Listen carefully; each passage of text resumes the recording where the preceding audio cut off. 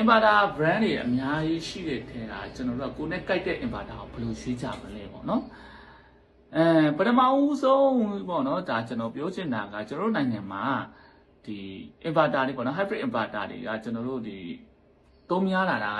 ပေါ့နော်တိတ်မကြသေးဘူးပေါ့နော်9နှစ်တောင်မပြည့်သေးဘူးစစဝင်ချင်းတော့ဗျာ brand ကလက်ချိုးရီလို့ရှာတယ်အခုနောက်ပိုင်းမှာဒါ brand တွေကအရင်များလာတာဖြစ်တဲ့အတွက် customer တွေအနေနဲ့လည်းတော့ဟိုရွေးချယ်စရာတွေများလာတယ်များလာတဲ့ကတော့ကြားတယ်ပြီးတော့ဒီတွင်းတဲ့ company တွေကလည်းပဲအပြိုင်ဆိုင်တွေ promotion တွေပေးလိုက်ကြော်ညာလိုက်တွေလုပ်တဲ့အခါကျတော့တော်တော်ဘယ်လိုပြောမလဲစဉ်းစားရွေးလို့ရွေးရမှမသိဘူးပေါ့ဗျာအဲ့လိုတွေဖြစ်ကုန်တာပေါ့ဆိုတော့ကျွန်တော်ကဒီဗီဒီယိုမှာကျတော့ဘယ် brand ရွေးရမယ်ဆိုတာထက်ကျွန်တော်ကကိုစဉ်းစားနိုင်အောင်ကျွန်တော်ကသုံးသပ်ပြမှာဖြစ်တယ်ဒီကျွန်တော်တို့မြို့ကြီးပေါ့နော်ကျွန်တော်ရန်ကုန်မန္တလေးပေါ့နော်ရန်ကုန်မန္တလေးတို့မြို့ကြီးတွေမှာကျတော့ကျွန်တော်တို့က brand တွေဘောင်းစုံရှိတယ်ဗျာဆိုတော့အဲ့မြို့ကြီးမှာကျတော့ကျွန်တော် service center လည်းရှိတယ်ဒါနဲ့ပတ်သက်ပြီးတော့နားလည်တဲ့သူတွေပညာရှင်တွေကလည်းများတယ်ပြင်ဖို့ပစ္စည်းတွေကလည်းများတယ်ဆိုတဲ့အခါကျတော့ကျွန်တော်တို့ကမြို့ကြီးပုံမှာကျတော့ဒီ brand ရွေးရတာအဲ့လောက်ကြီးကိစ္စမရှိဘူးပေါ့ဗျာကိုတော့ဝယ်တဲ့ဆိုင်ကိုဒါမှမဟုတ်ကိုစင်တဲ့ installer ကဒါနဲ့ပတ်သက်ပြီးတော့လုံးဝအုတ်တော်အာမခံတယ်ဘလို့ထိအာမခံတယ်ဆိုတဲ့ဟာပေါ်မူတည်ပြီးတော့ပဲကျွန်တော်တို့ကရွေးလိုက်တာကျွန်တော်ကိုယ်တိုင်အနေနဲ့ဆိုကျွန်တော် brand အစွဲမရှိဘူး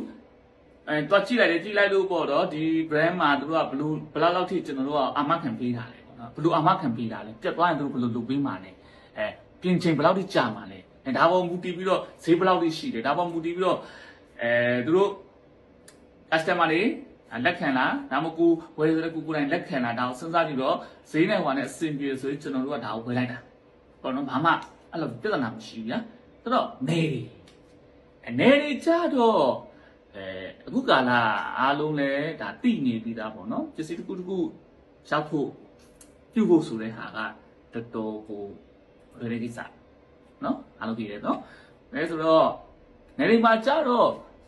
ဘယ် brand ရွေးရမယ်ဆိုတဲ့ဟာက customer တွေနဲ့တော်တော်ကြီးကိုစဉ်းစားမဲ့ဟာဖြစ်သွားပြီပေါ့နော်အဲ့မှာကြတော့ကျွန်တော်ကဘယ်လို recommend သူတို့ပေးလဲဆိုတော့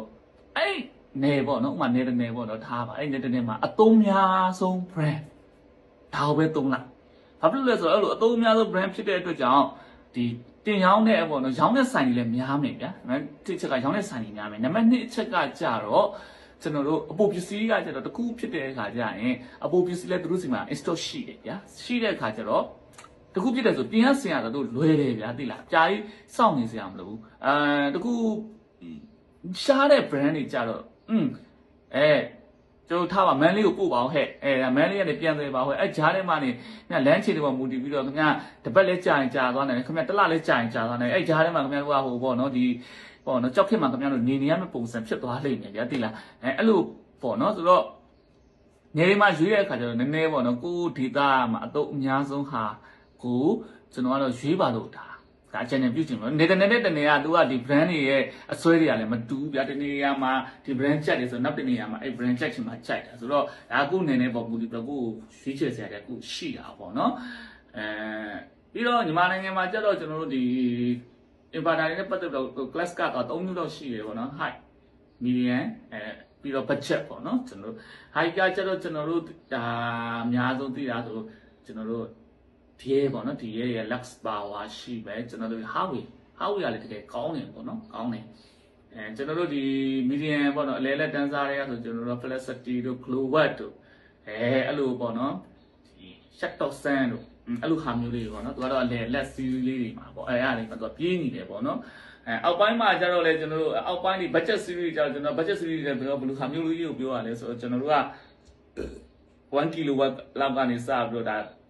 24 volt ပေါ့နော်အဲ့လိုဟာမျိုးလေးကိုကျွန်တော်တို့ budget series လို့ပြောတာပေါ့နော်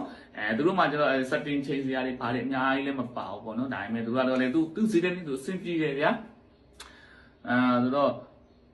ကိုကဘယ်လိုဟာမျိုးသုံးပါလဲသုံးမဲ့ဟာပေါ်မူတည်တော့ဒီဘယ် brand ကဒီကိုနေရာမှာအဆင်အပြေဆုံးဖြစ်မလဲဆိုတဲ့ဟာကိုယ်တိုင်ပဲကျွန်တော်ကရွေးရမှာဖြစ်နေပေါ့နော်နေတနေ့နဲ့မတူတဲ့အခါအတွက်ကြောင့်ကိုကဆိုင်နေစီးဝယ်မယ်ဆိုရင်မေးပေါ့ဗျာမိတာအားနာနေတယ်သိလားအားမနာတာတော့မှတစ်ခါလေအဲ့လိုပေါ့နော်ဟိုကဖြစ်တယ်ပေါ့နော် မေးဒါကိုဘလို့အာမခံပေးတာလဲဘယ်လောက်ထိအာမခံပေးတာလဲပြင်လဲဆိုဘယ်လောက်ကြာမှာလဲဘာတွေကိုအာမခံပေးရလဲဘာတွေမှာအာမခံရဘာတွေမှာပါဘူးလဲဒါမျိုးတွေကိုကျွန်တော်တို့ကတေချာမေးရမှာပေါ့နော်မေးရမှာအဲ့ဒါမှပဲဟိုပေါ့နော်တခုဖြစ်လာတဲ့အခါကျရင်ကျွန်တော်တို့ကဒါစိတ်မငြိမ်ရမှာပေါ့ဗျာသိလားစိတ်မငြိမ်မှာပြီးတော့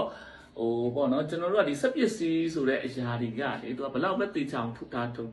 တချို့ဒီမှာကျွန်တော် series light ကျွန်တော်တို့ error ပါတယ်ရှိတယ်ခင်ဗျားတို့ကျွန်တော်ပြောကျွန်တော် Samsung တို့ဖုန်းတွေတောင်မှကျွန်တော်တို့တချို့ဟာတွေတို့ series light တွေကို error ပါတယ်တချို့ကတော့တလုံးတလီပေါ့နော်တလုံးတလီဒါ error ပါတာတွေရှိတယ်ပေါ့နော်ဆိုတော့အဲ့ဒါမျိုးလေးကြတော့လေ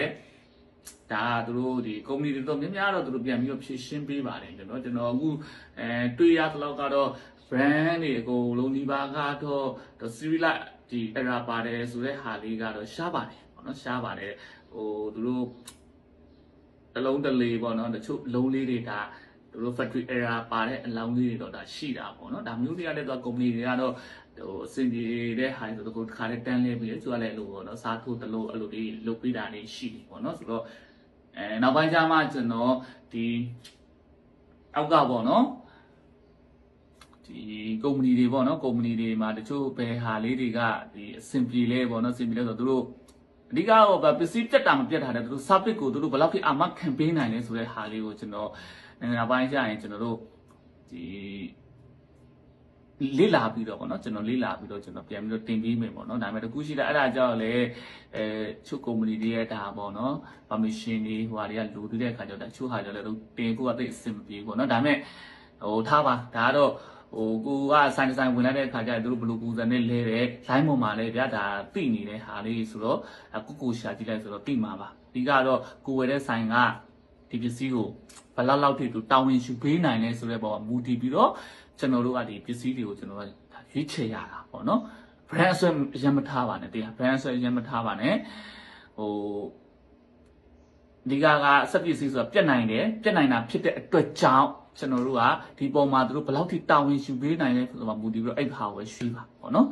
ဟို brand ဆွဲကတော့ဟိုကောင်းတဲ့နေရာမှာလည်းကောင်းပါတယ်ဒါပေမဲ့အရင်ဆွဲလုံးတဲ့အခါကျရင်လည်းကျွန်တော်တို့ကဘယ်လိုပြောမလဲဟိုတချို့ဟာတွေဆိုရှိတယ်ပေါ့နော်တချို့ brand တွေဆိုရှိတယ်ဟိုပြတဲ့လက်ဈေးနေတယ်ကောင်းတယ်ဒါပေမဲ့ဈေးကွက်ထဲမှာနေရာမရတဲ့ဟာတွေရှိတယ်အဲ့လိုမျိုးခါကျကျွန်တော်တို့ကသူတို့ဘယ်လိုပြောမလဲသူပင်ရှိတဲ့မြို့တွေရန်ကုန်မန်းလေးလို့ဟာမျိုးဆိုတော့ဒါမျိုးတွေကသုံးရတာတန်နေဗျာဒီလားစောက်ရမ်းတန်နေအဲ့မဲ့စောက်ရမ်းတန်နေပေါ့ဗျာလို့ဒါပေမဲ့နယ်လိုဟာမျိုးကကျွန်တော်တို့အဲ့လိုမျိုးညွှန်ရဲဘူးဟုတ်ဆိုတော့သူတို့ service center မရှိဘူးလေသူတို့က service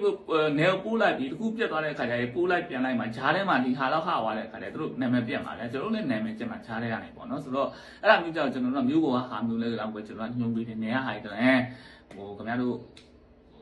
ဒါလေးပဲသုံးပါပေါ့နော်ဒါတွေကတော့ကောင်းတော့ကောင်းတယ်ဒါပေမဲ့ဟိုဆက်ဆိုတဲ့ဟာအဲ့ဒါဆိုတဲ့ဟာကပါကုန်ပါနိုင်တယ်ဗျာခါမို့တစ်ခါပေါ့နော်အဲ့အချိန်မှာလူလဲကန်ဆူကျွန်တော်လဲကန်ဆူတဲ့အခါကျရင်အဲ့လိုဖြစ်သွားနိုင်လို့ပေါ့နော်ဆိုတော့အတိုင်းပါပဲကျေးဇူးပါဗျ